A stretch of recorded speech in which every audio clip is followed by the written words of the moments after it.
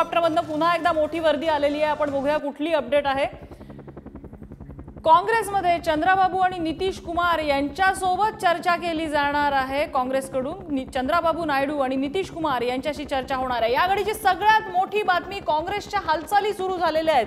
आकडे जसजसे मोठे दिसायला लागलेले आहेत तशा काँग्रेसने वेळीच सावध व्हायला सुरुवात केलेली आहे। असं म्हणतात की एकदा दुधाने तोंड भाजलं की माणूस ताक सुद्धा फुंकून पितो।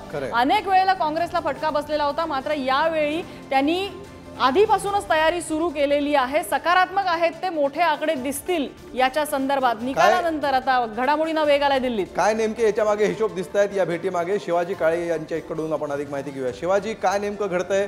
कशा प्रकारची जुळवाजुळव सुरू होताना दिसतेय?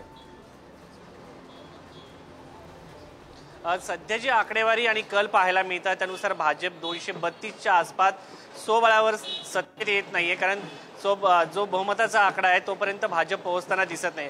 अशा परिस्थितीमध्ये इंडिया आघाडीतील काही नेते, ज्यामध्ये शरद पवार यांचं देखील नाव आहे, काही जे खासदारांचं गणित आहे ते जोडण्याचा प्रयत्न केला जाण्याची शक्यता आहे।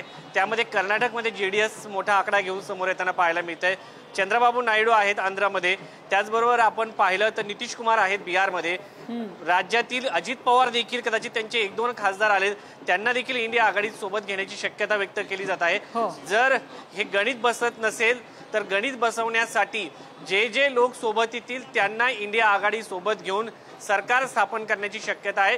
त्यामुळं इंडिया आघाडीतील हालचालींना देखील वेग आलेला आहे आणि सर्व जे सोबत येऊ शकतात भाजपला थांबवण्यासाठी त्या सर्वांना सोबत घेण्याचा प्रयत्न काँग्रेसचे त्याचबरोबर इंडिया आघाडीचे नेते करणार आहेत। त्यामुळं आता या सगळ्यामध्ये कोण मोठा रोल निभावतं हे सगळ्यात महत्त्वाचं आहे।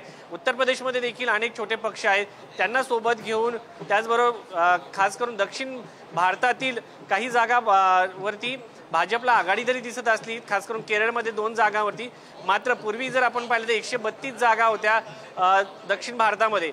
त्यामध्ये जर पाहिलं तर इंडिया आघाडीने मोठी आघाडी पाहायला मिळत आहे इंडिया आघाडीची, कारण 29 जागा गेल्या निवडणुकी 2029 मध्ये भाजपला होत्या, तितक्याच जागा काँग्रेसला देखील होत्या आणि उर्वरित डीएमके वगैरे हे जे पक्ष आहेत त्यांना ह्या जागा मिळाल्या होत्या। त्यामुळे यावेळेची जर गणितं पाहिली तर इंडिया आघाडी या ठिकाणी आघाडीवर असल्याचं पाहायला मिळत आहे। त्यामुळं जर भाजप आणखी कमी झाली तर निश्चितपणे इंडिया आघाडीचे नेते हे सध्या एनडीए मध्ये असलेल्या घटक पक्षांना सोबत घेऊन भाजपला थांबवण्याचा प्रयत्न करतील। त्यामुळं आजचा भाजप जरी आघाडीवरती एनडीए दिसत असलं, हा विजय दिसत असला तरी थांबवण्यासाठी निश्चितपणे इंडिया आघाडी जे आहे ते प्रयत्न करताना आपल्याला पाहायला मिळणार आहे।